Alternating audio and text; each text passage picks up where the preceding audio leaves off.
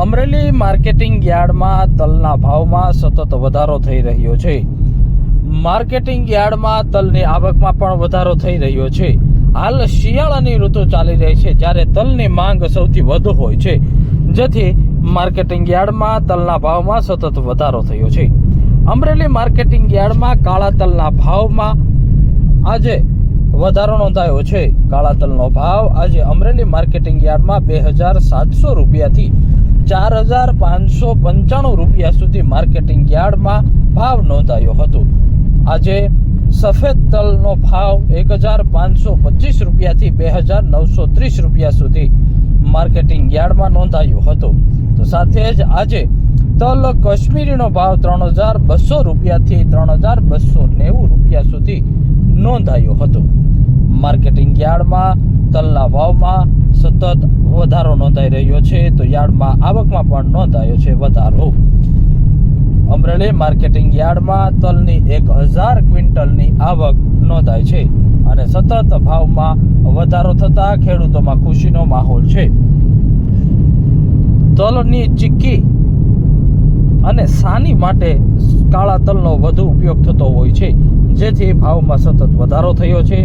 તો સાથે જ અમરેલી માર્કેટિંગ યાર્ડમાં સિંગ મઠડીનો ભાવ 850 થી 1150 રૂપિયા બોલાયો હતો, જ્યારે સિંગ ગિરનારનો ભાવ 1055 રૂપિયાથી 1172 રૂપિયા નોંધાયો હતો.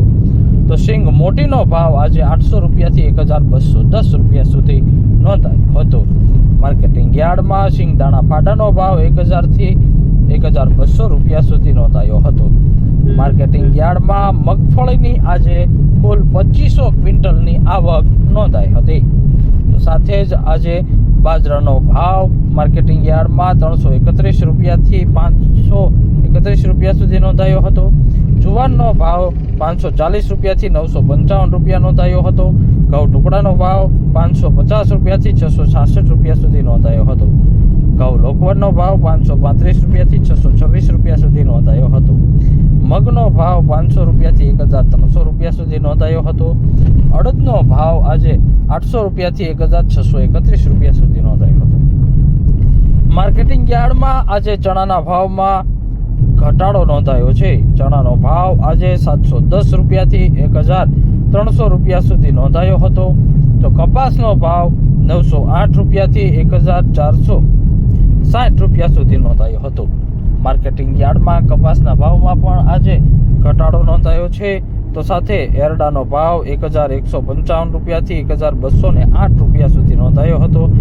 સોયાબીનનો ભાવ 640 રૂપિયાથી 845 રૂપિયા સુધી નોંધાયો હતો.